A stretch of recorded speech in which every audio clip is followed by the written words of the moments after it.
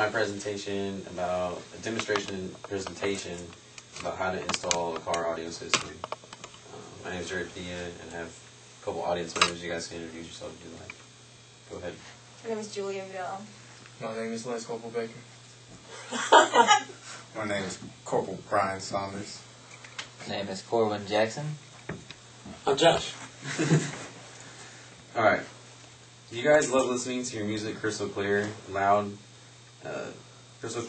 and loud, but don't have the best stereo system in your car now? Yeah. Mixed reviews. Alright. Don't worry. I'll teach you today how to install a new car audio system into your car easier and cheaper than you think.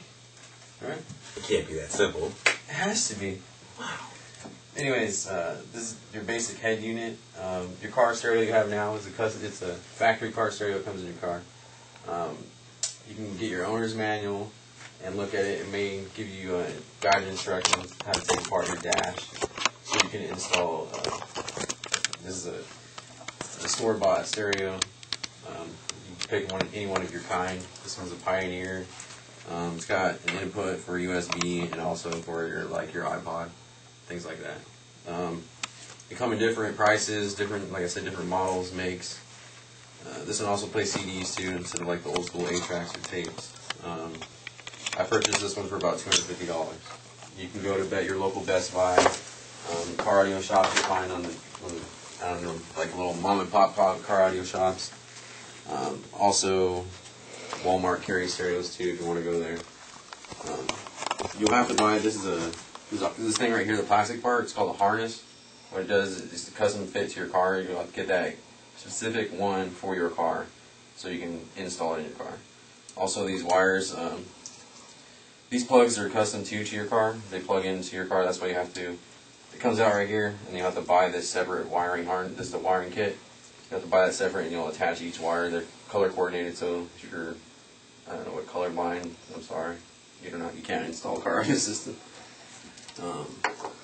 After that, you're gonna have to buy a wiring kit, which is pretty much all these wires you see laying on top of the table itself. This thick red wire is gonna be your power wire. It goes from your actual.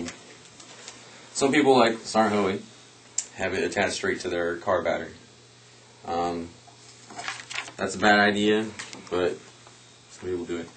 This is a fuse in case, just like at your home, if there's like a power surge or if you're playing your speakers too loud, it can blow it'll blow this fuse instead of messing up your battery or blowing your speakers or frying your amp. What frying it means pretty much it's not gonna work anymore. So you'll install that. This would be the battery. You put this on your power terminal.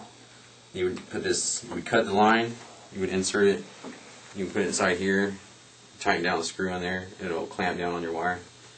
You do the opposite thing on the other side. I don't have the other thing right there.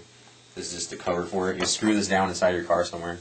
You would mount it somewhere where it's not going to really touch anything. The next thing we have to do is, right before you do all that, there's your firewall, which is the thing that stops in between your engine and your actual car. You're going to have to drill a hole in there if there's not already a pre-drilled hole to feed this wire through there so it goes to your battery. And then from there, that wire is going to go all the way back. This is one side of the car. We'd have to go all the way back to your amplifier, which is right here.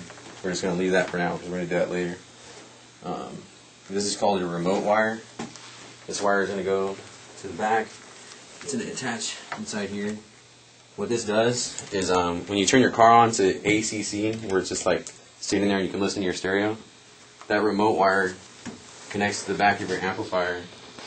Try it. This right here where it says remote, REM. So if you do not do that, your amplifier will stay on the whole time. It's like your car's fully off. This thing's taking power from your battery from your power line, right? So it's just going to stay on. And what that's going to do is going to drain your battery, and your battery's going to die. So by connecting this wire, it'll only come on when you turn on your car and your stereo comes on. So that's a good thing. Let's see, that wire right there is your RCA wire. What it does is it goes in the back of your stereo for your right and left speakers, right here. And then it's pretty much self-explanatory. It goes through the line. You want to keep that line separate. That's why it's on the opposite side of the table, separate from your power and your remote wire because it can cause interference with your sound quality. So that's why it's ran on the opposite side of your car, and it's pretty much like beggar proof. This is gray, but it's supposed to be white. Red with red. So you've connected your actual source of music to your amplifier now. Alright. Next thing is what some people don't have if you come on this side. This is called, I don't know if you can see it, Sonder. That's a bass capacitor. This one is 1.75 farad. For every 1,000 watts, you want to have at least 1 farad. And this is a 1,000 watt amp, and this is a 1,200 watt speaker. So I have well more than enough farads right here to power both of these. I did that in case I wanted to upgrade my stereo system later. What the bass capacitor does is it takes a charge from your battery, which when we plug this into the positive side, what it does, it takes a charge from your battery into it, and it's almost like it holds a charge inside of it instead of drawing direct current from your battery the whole time. Because if you do that, it's just going to drain your battery. When people have stereo systems, if they don't have a bass capacitor, you'll notice that sometimes when your speakers are, they call it hitting or pushing loud bass, it's going to dim your lights. I don't know if you've ever been in anybody's car that's seen that. You'll be sitting there and you're at a stoplight and the bass is going off and the lights in the car are dimming. You're like, what's going on with your car? That's because it's pulling all the juice straight from your battery to your amplifier and draining your battery and putting a lot of, I guess, extra work on your alternator, which can either make your alternator go out or your battery go out. Alternators probably run anywhere, depending on the car, $100 to $300. A battery, anywhere from $80 to $200, or from $120 for a battery. So if you want to keep putting out money for those things, I suggest you buy one of these, a bass capacitor. From here, you have the power wire straight to your bass capacitor from the battery. You're going to have another power wire coming on top of that wire, coming from the top of the bass capacitor, the power source, to where it says 12 volts right there. That's going to be your power line. You're going to be extra careful with these lines because they are connected to your battery now. You can get electrocuted. If you hold on to this power wire like I am right now, if it was connected to a battery right here at the end and touch your car, you'll be electrocuted and possibly die. Alright, so be cautious and careful with that. The next wire, which since the bass capacitor, just like any battery, has to go from a positive to a negative, you're going to have to use, this is a ground wire, the blue wire. You can kind of tell the difference, one's red, one's blue, so you don't mix them up. You're going to put that to the negative terminal, and you're going to put that grounded to your frame of your car. When you do that, you have to find somewhere where it's not really sheet metal. You want to find a more solid metal. If you can find some like steel or something in your car. The frame. If you can't, yeah, the frame of the car. If you can't, you need to go straight to the frame. If it's got paint there, what you're going to want to do is get a little bit of sandpaper, scrape it off, because you want it to be metal to metal contact. You don't want like the paint to interfere between the contact. And you're going to use, that's going to be your ground wire. You're going to use a self-tapping screw so it'll catch into that metal and drill in and hold onto it.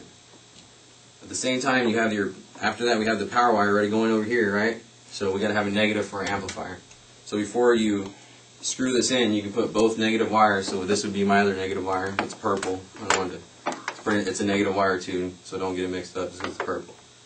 All right, you're going to put that from ground. It says ground. It's abbreviated right there. So you're going to put both of these. It's going to be connected to there. It's going to go through here, straight grounded together. So you have one ground source. Some of these have different.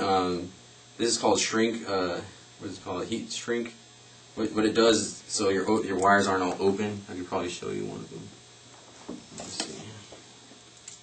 Well, anyways, I can rip it off. You want open wires or? See how you have copper wires sticking out? You don't want copper wires sticking out like that because it's going to be a bad connection.